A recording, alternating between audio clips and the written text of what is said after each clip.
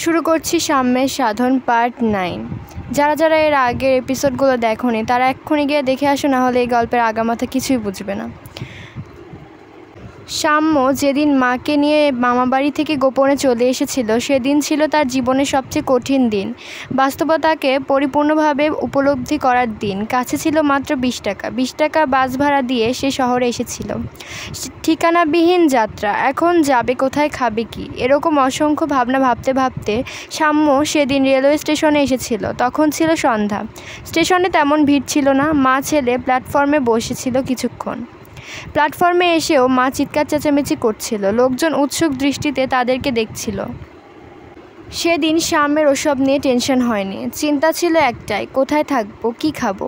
সাম্য অবশ্য পরে বুঝতে পেরেছিল এভাবে মামাবাড়ি থেকে চলে আসা ঠিক হয়নি। না বলে চলে আসায় অনুশোচনা হলেও সে আর ফিরে যায়নি মামাবাড়িতে।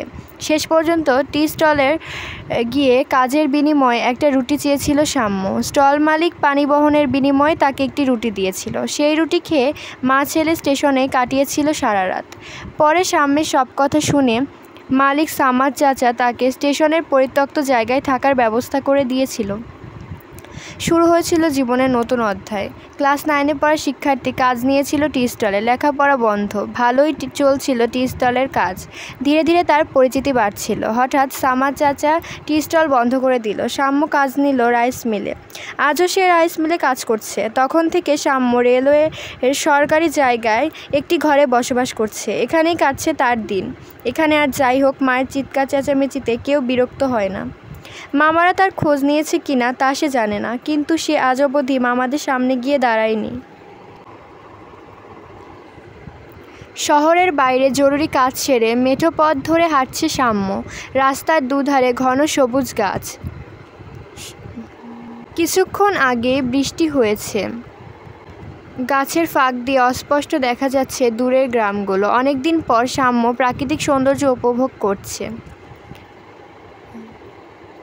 প্রাকৃতিক সৌন্দর্য ঘেরা পথ শেষে শহরে পৌঁছিল সাম্য।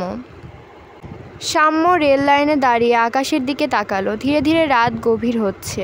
সাম্য তাদের কুঁড়ে ঘরে ফিরে গেল। মা এখন আগের চেয়ে অনেক ভালো আছে। সাম্য ঈশার নামাজ আদায় করে সাধনকে নিয়ে প্ল্যাটফর্মে গেল। ট্রেনের যাত্রী ছাড়া প্ল্যাটফর্মে তেমন কোনো লোকজন নেই। হকারদের চিৎকার চেঁচামেচিও নেই। কিছুটা শান্ত পরিবেশ। 1 নম্বর প্ল্যাটফর্ম পার হয়ে তারা ওভারব্রিজে গিয়ে বসলো। এ সময় সাধারণত কেউই ওভারব্রিজে ওঠে না। রেলওয়েকে ঘিরে যাদের বসবাস শুধু তারাই সন্ধ্যার পর থেকে ওভারব্রিজে ভিড় জমায়। যাদের থাকার জায়গা নেই তারা এখানে বিছানা পেতে শুয়ে থাকে। ওভারব্রিজে সবসময় শিরশির করে বাতাস বয়। এই ওভারব্রিজ গরিবদের এসি ঘর বলে বিখ্যাত। ঠান্ডা বাতাসের লোভে এখানকার বাসিন্দারা ওভারব্রিজে ছুটে আসে। সাম্য সবসময় এখানে আসে না। রাইস মিল থেকে ফিরে মায়ের কাছেই সে বেশি সময় কাটায়। আজ একটু গরম বলে সাধনকে নিয়ে ওভারব্রিজে উঠেছে সাম্য। এখানে বসে দুজন গল্প শুরু করলো। একসময় সাম্য সাধনকে বলল, সাধন, আমরা গরিব মানুষ, কাজ করে খেতে হয়, কাজ নেই তো খাবার নেই। তুমি এখন আমাদের পরিবারের সদস্য, তাই বলছি একটা কাজ তো করতে হবে। সাধন কথাবার্তা খুব কম বলে।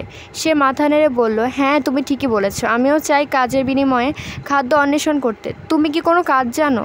না, আমি কোনো কাজ জানি না। তাহলে তুমি আমার সঙ্গে রাইস মিলে কাজ করতে পারো। কি কাজ ওখানে? সেখানকার কাজ তেমন কঠিন নয়, তবে পরিশ্রম একটু বেশি। ধানের বস্তা উঠানো নামানো করতে হয়। পারিশ্রমিক কেমন? পারিশ্রমিক মন্দ নয়। প্রতি বস্তায় স্থানভেদে 5 থেকে 10 টাকা পাওয়া যায়। সাধনের মুখে কথা নেই। কেন যেন একদম চুপ হয়ে গেল। কিছুক্ষণ পর সাম্য বলল, সাধন, কাজটি তোমার পছন্দ হয়নি, তাই না? পছন্দ অপছন্দের বিষয় না সাম্য, সব কাজই মর্যাদাপূর্ণ যদি আমরা সঠিকভাবে তা করতে পারি।